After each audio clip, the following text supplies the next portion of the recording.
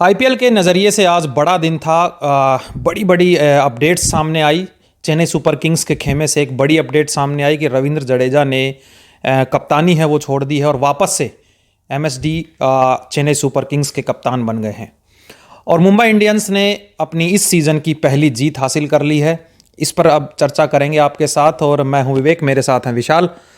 विशाल, सबसे पहले बात आज के जो दिन की बड़ी खबर थी उस पर करते हैं शुरुआत, क्योंकि रविंद्र जडेजा ने कप्तानी छोड़ दी है और ये कह सकते हैं उन्होंने कहा है कि गेम पर फोकस करेंगे जी। तो आपको क्या क्या देखते हैं आप ये सारी चीज़ें? क्या जल्दबाजी में जडेजा को जिम्मेदारी दी गई थी? क्या उनसे पूछा गया था? आप कैसे देखते हैं पूरे मैटर को? विवेक के यकीनन हम कह सकते हैं कि क्रिकेट फैंस के लिए एक बहुत बड़ी खबर है आज के दिन के लिए, क्योंकि आज जडेजा कप्तान बनाया गया था उस समय जब टूर्नामेंट शुरुआत होना था। और फिर अचानक फिर जब देख रहे हैं कि आप 8 मैच हार चुके हैं, उसके बाद फिर आप जडेजा यहाँ के बोलते हैं कि वो अब अपने बैटिंग पे कॉन्सेंट्रेट करना चाहते हैं, उस पर हम काम करना चाहते हैं। लेकिन क्या यह किसका फैसला था? ये धोनी का फैसला था कि जडेजा को कप्तान बनाया जाए। और ये सबसे बड़ी बात ये लग रही है विवेक कि ऐसा लग रहा है ये पहली बार ऐसा है जब धोनी की जो रणनीति है वो फ्लॉप हो गई है, हम कह सकते हैं। क्योंकि देखिए, ऐसा तो आपने सही कहा बिल्कुल कि ऐसा तो नहीं हो सकता ना कि जब जडेजा को कप्तान बनाया गया था तो उसमें धोनी की सहमति नहीं थी वहां पर भी थी। अब जब हटाया गया है या वो खुद हटे हैं तब भी धोनी की सहमति होगी। और जब वो कप्तान नहीं थे जडेजा, तब मैदान में कौन डिसीजन ले रहा था ये भी सबको पता है। तो फिर ये सारी चीजें क्यों की गई मुझे समझ नहीं आया। क्यों टीम को डिस्टर्ब किया गया? क्यों? मतलब शायद मैं जहां तक अब सोच पा रहा हूं कि एमएस धोनी को ये लगा विशाल कि हो सकता है ये उनका आखिरी सीजन हो जी। और वो चाहते थे कि कप्तानी किसी को हैंडओवर करके चले जाएं ताकि इन फ्यूचर टीम को एक कैप्टन मिल जाए। लेकिन वो एग्जीक्यूट नहीं हो पाया, वहां प्लानिंग फेल हुई। रविंद्र जडेजा ना सिर्फ कप्तानी में पीछे हो गए बल्कि अपने गेम को भी खो दिया। और रही बात विवेक की, सबसे बड़ा झटका सीएसके के लिए यही रहा कि उनकी बल्लेबाजी भी काम नहीं कर पाई इस सीजन में। और यही कारण था कि सीएसके की टीम जो लगातार मैच हार रही है और 8 मैच हार चुके हैं। और गेंदबाजी में हम कहते हैं कि जडेजा से 5 विकेट ले पाए विवेक, ये यकीनन चौंकाने वाली बात है। आपने देखा होगा पिछले आईपीएल में जडेजा बल्लेबाजी से भी अच्छा परफॉर्म कर रहे थे और गेंदबाजी भी उनकी काफ़ी अच्छी रही थी। लेकिन हम ये कह सकते हैं कि जडेजा कप्तानी का भार संभाल नहीं पाए। आप हर बार कहते रहते हैं कि जडेजा उस लायक खिलाड़ी नहीं है जो कप्तान बन सकते हैं, लेकिन जडेजा ने धोनी ने क्या सोचकर जडेजा को कप्तानी दी, ये चौंकाने वाली बात है। क्योंकि उन्होंने ना तो घरेलू क्रिकेट में कप्तानी की है, सौराष्ट्र में उन्होंने की थी, सौराष्ट्र के लिए बहुत जूनियर स्तर पे कप्तानी की थी। आप अगर मैनेजमेंट के तरफ से सोचेंगे, आप ये सोचिए कि उनके पास ऑप्शन क्या थे। एक तो उनको इंडियन फेस चाहिए था, पता नहीं क्यों, ऐसा जरूरी नहीं है, आरसीबी ने नहीं बनाया इंडियन फेस, लेकिन वो फाफ डुप्लेसिस को अगर उनको देखिए, पता क्या हुआ, मुझे लगता है वो सारा डिसीजन लेने में लेट हो गए। आपको ऑक्शन से पहले प्लान करना चाहिए था। ऑक्शन में फिर आपको कोशिश करनी थी कि अपने प्लेयरों को ना जाने दें आप। डुप्लेसी का जाना ये नहीं तो कप्तान सीएसके भी बना सकती थी ना डुप्लेसिस को। यानी कि इनका मतलब है कि चेन्नई सुपर किंग्स अपने डिसीजन लेने में लेट हो गई। एमएस धोनी को अगर कप्तानी छोड़नी थी, उनको अगर लग रहा था कि भाई कप्तानी मैं नहीं कर पाऊंगा, तो ये ऑक्शन से काफी पहले बता देना चाहिए था। और ये भी बात विवेक की सुरेश, और मुझे नहीं लगता अगर वो डुप्लेसिस को रिटेन कर लेते तो कितना अच्छा होता, सब सॉर्टेड था। यही समझ में नहीं आ रहा है विवेक, क्या मैनेजमेंट ने, जो सीएसके की मैनेजमेंट है, उन्होंने डुप्लेसिस से बात नहीं की जब उन्हें रिटेन नहीं किया गया? क्या पैसे की बात हो रही थी? क्या ये समझ में नहीं आ रहा है क्या हो गया सीएसके मैनेजमेंट? क्योंकि डुप्लेसी आप देख ही रहे हैं आरसीबी के लिए कितनी अच्छी कप्तानी कर रहे हैं, और ऐसा लग रहा था आरसीबी में कि कप्तान कौन होगा। नेक्स्ट पे भी बात आ रही थी कि कप्तान होगा, लेकिन फिर देखिए डुप्लेसी ने काफी अच्छी कप्तानी की। विशाल, अगर आप देखो तो बड़ा उथल पुथल जो हुआ वो आरसीबी में हुआ, लेकिन उन्होंने चीज को हैंडल किया है, सबको मैनेज किया इतने अच्छे तरीके से।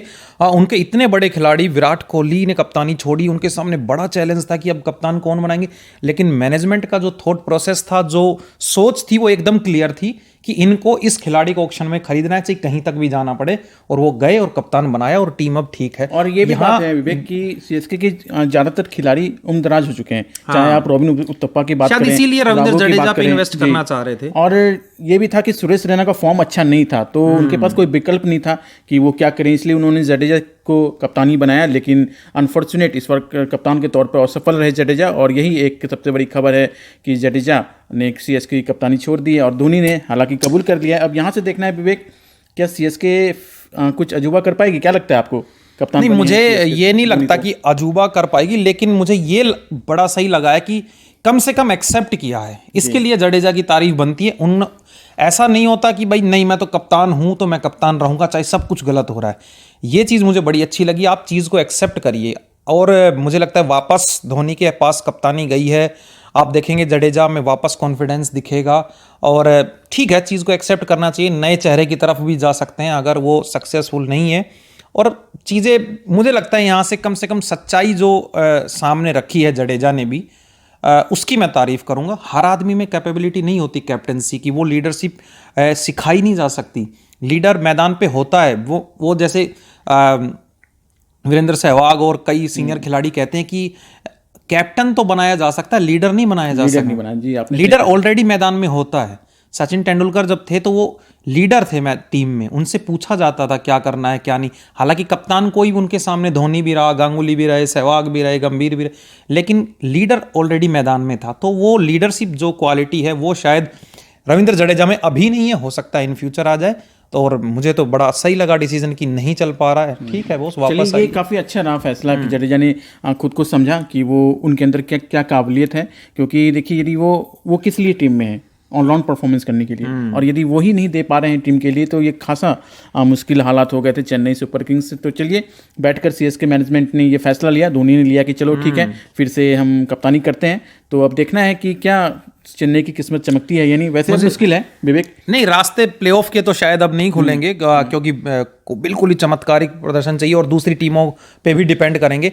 लेकिन यहां से अगले सीजन के लिए एक तैयारी के साथ जा सकते हैं। और क्या एमएस, मुझे लगता है विशाल, अगर धोनी को नहीं खेलना अगला सीजन, माफ कर, तो उसको भी अभी से क्लियर करके चलें, क्योंकि टीम एमएस धोनी नहीं रहेंगे तब भी टीम रहेगी। और यही गलती हुई थी विवेक, क्योंकि टूर्नामेंट जब शुरू हो रहा था आप इतना बड़ा फैसला ले लेते हैं, फिर किसी को पता भी नहीं चलता है कि इतना बड़ा फैसला कैसे हो गया। क्या पहले से थी रणनीति? तो पहले से ही होनी चाहिए कि आप पहले ही ये तय कर लें कि आपकी रणनीति क्या होगी सीजन में। बिल्कुल। खैर थोड़ा सा यहाँ पे असमंजस में थी सीएसके, लेकिन चलिए अब देखते हैं कि धोनी फिर से कप्तान बने हैं तो क्या इस टीम का पलटवार होता है या नहीं, ये देखना काफ़ी दिलचस्प होगा विवेक जी। और दूसरी खबर मुंबई इंडियंस की है भाई, एक खुशी की बात है। मुंबई इंडियंस के फैन को आखिरकार एक जीत हासिल हो गई है। रोहित शर्मा आज बर्थडे बॉय थे तो कम से कम अब वो अपनी पार्टी अच्छे से कर पाएंगे, लेकिन आज रन नहीं बना पाए। लेकिन कह सकते हैं कि भाई मुंबई इंडियंस एक बार ट्रैक पर आ गई है वापस। तो मुंबई इंडियंस के जो फैन हैं उनको आखिरकार सेलिब्रेट करने का मौका मिल गया है। राजस्थान के लिए ज़रूर एक झटका लगा है कि जिस तरह से एक विनिंग मोमेंटम जो था उनका वो थोड़ा सा डगमगाया है। और आज एग्जैक्टली मतलब सही बात करें तो राजस्थान रॉयल्स उतना अच्छा नहीं खेली जिस राजस्थान रॉयल्स को हम जानते थे। हर बार वही बटलर परफॉर्म करते हैं, बटलर के भरोसे है, उसके अलावा किसी ने बहुत ज़्यादा रन नहीं मारे। आप देख रहे होंगे जब आखिरी के कुछ ओवर में ये स्कोर मुझे लगता है विशाल जाना था 200 से ऊपर जाना, लेकिन आखिरी के ओवरों में आप देखेंगे कि 2 रन 5 रन 4 रन इस तरह से रन आए क्रुशियल। मतलब आखिरी के 2 ओवर में रन बने ही नहीं राजस्थान के लिए, और यही रहा कि इतना कम स्कोर बना 158 रन विवेक। और फिर मुंबई के लिए आपने सही कहा कि थोड़ा सा राहत की बात ये है, लेकिन अभी भी काफ़ी खामियां हैं। देखिए ईशान किशन नहीं चल रहे, रोहित शर्मा नहीं चल रहे हैं, ये देखना काफ़ी हैरानी की बात है। फिर आप पोलार्ड नहीं चल रहे हैं, ये काफ़ी। और सबसे बड़ी बात विवेक की जसप्रीत बुमराह विकेट नहीं ले पा रहे हैं, जो मुंबई इंडियंस के लिए लगता है ये सीजन में सबसे बड़ी वो भी मुश्किल वाली बात वो भी अपने पार्टनर को ढूंढ रहे हैं जो दूसरे एंड से दबाव बना सके, वो उनको नहीं मिल रहा। लेकिन अच्छी बात भी है कि तिलक वर्मा लगातार रन बना रहे हैं, सूर्य कुमार यादव लगातार रन बना रहे हैं, ये 2 ही पॉजिटिव है मुंबई के पास। अभी और विकल्प ढूंढने हैं। आज कुछ बदलाव किए थे, टिम डेविड को वापस लेकर आए हैं, ब्रेविस को आज बाहर जिताया अभी कुछ देर के लिए आज, हाँ, तो ब्रेविस को बाहर कर दिया। खैर कह सकते हैं कि मैं मुंबई इंडियंस के लिए दिन अच्छा रहा, कुल मिलाकर एक जीत हासिल हुई, वो बहुत जरूरी थी उनको जीत हासिल करना। जैसे आज विराट कोहली का जो अर्धशतक आया वो बहुत जरूरी था उनके लिए इस तरह से आना। आप यकीन मानिए वो जो कॉन्फिडेंस आज अर्धशतक का है, हालांकि देखिए 53 गेंदों में 58 रन बनाए, बहुत अच्छा नहीं मान सकते एज ए विराट कोहली को देखकर। लेकिन ये रन बनने के बाद शायद मुझे लगता है कि अब विराट कोहली एक वो जो कम से कम जो प्रेशर चारों तरफ से बन रहा था कि विराट के रन नहीं बन रहे, उससे शायद अब वो बाहर आ जाएंगे, मुझे ऐसा लगता है। और ये सही है विवेक, क्योंकि जब उन्होंने अर्धशतक बनाया तो उनके चेहरे पे रिलैक्स दिखाई दे रहा था, मतलब लग रहा था कि नहीं चलिए कुछ राहत मिली है। क्योंकि आपने देखा कि जब उन्होंने 50 ठोका तो आसमान की तरफ देखकर लग रहा था कि वो भगवान को शुक्रिया कह रहे हो या फिर भगवान अपने पिताजी को।